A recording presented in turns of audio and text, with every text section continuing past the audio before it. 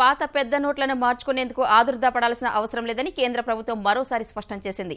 మొదటి వారంలోనే పాత నోట్లను మార్చుకోవాల్సిన అవసరం లేదనే విషయాన్ని గుర్తించాలని కోరింది. 4 రోజులు ఆగితే బ్యాంకుల్లో రద్దీ తగ్గుతుందని చెప్పిన ఆర్థిక మంత్రి అరుణ్ జైట్లీ ఏటీఎంలన్నీ పూర్తి స్థాయిలో పనిచేయడానికి 2 నుండి 3 వారాలు పడుతుందని చెప్పారు. కేంద్రం నిర్ణయం తర్వాత బ్యాంకుల్లో డిపాజిట్లు భారీ స్థాయిలో పెరుగుతున్నాయని, ఇది దేశ ప్రగతికి దోహదం చేస్తుందన్న జైట్లీ ఈ ఏడాది జులై, సెప్టెంబర్ మధ్య డిపాజిట్లు పెరగడానికి 7వ వేతన సవరణే కారణమని చెప్పారు.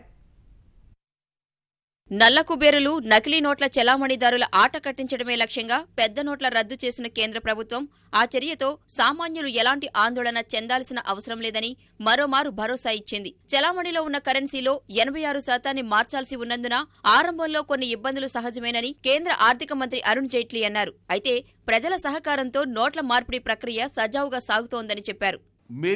केवल इतनी अपील है कि ये 30 दिसंबर तक डिपॉजिट एक्सचेंज ये सुविधा विड्रॉल की आपको उपलब्ध है।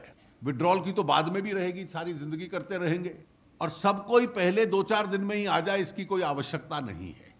आने वाले दिनों में थोड़ा भीड़ छटेगी और इसलिए आप आएंगे तो थोड़ी आपको सुविधा भी रहेगी।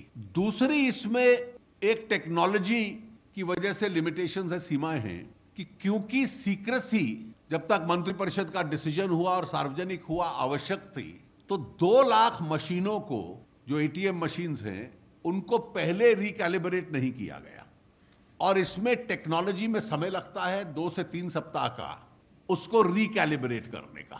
పెద్ద నోట్ల రద్దుతో దీర్ఘకాలంలో దేశ ఆర్థిక వ్యవస్థకు ఎంతో లబ్ధి చేకూరుతుందని అరుణ్ జైట్లీ పునరుద్ఘాటించారు. నేటి మధ్యాహ్నం వరకు జరిగిన లావాదేవీల వివరాల్ని వెల్లడించారు.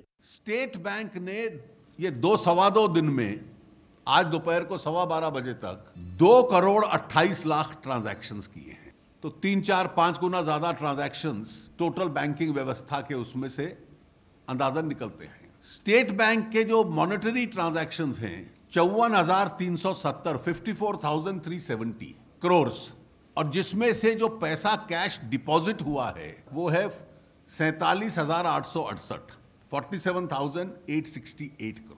इसका आप अंदाजा लगा लीजिए कि जो कैश ट्रांजैक्शंस हैं बैंकिंग सिस्टम में आए, अगर इसको 4 या 5 से आप मल्टीप्लाई करते हैं तो ये संख्या लगभग 2 लाख करोड़ की तरफ, 1.5 से 2 लाख करोड़ की तरफ जा रही है पहले 2-2.25 दिन में ही।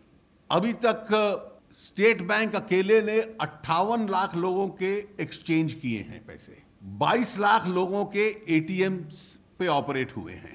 పెద్ద నోట్ల రద్దు తరువాత జరుగుతున్న లావాదేవీలన్నింటినీ నిశితంగా పరిశీలిస్తున్నామన్న కేంద్ర ఆర్థిక మంత్రి అక్రమ లావాదేవీల్ని ఎట్టి పరిస్థితుల్లో ఉపేక్షించేది లేదని స్పష్టం చేశారు. కొందరు బంగారం వ్యాపారులు పాత నోట్లతో లావాదేవీలు జరుపుతున్నారన్న సమాచారంతోనే వారి నుంచి పసిడి నిల్వల వివరాలు అడిగినట్లు చెప్పారు. పెద్ద నోట్ల రద్దుపై వస్తున్న రాజకీయ విమర్శల్ని జైట్లీ తిప్పికొట్టారు.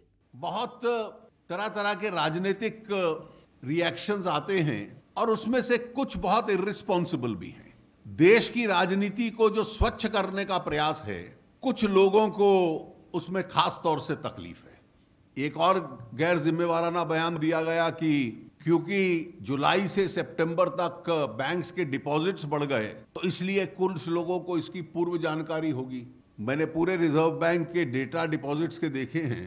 पिछले 1 वर्ष में केवल 1 महीना डिपॉजिट्स में स्पाइक आया, वो सितंबर 2016 में, और सीरियसली विश्लेषण कर लेते तो उसका कारण बड़ा स्पष्ट था कि 31 अगस्त को पे कमीशन के एरियर्स रिलीज हुए थे, इसलिए आया। భవిష్యత్తులో ప్రజలంతా నగదు రహిత లావాదేవీల వైపు మొగ్గు చూపాలని అరుణ్ జైట్లీ విజ్ఞప్తి చేశారు.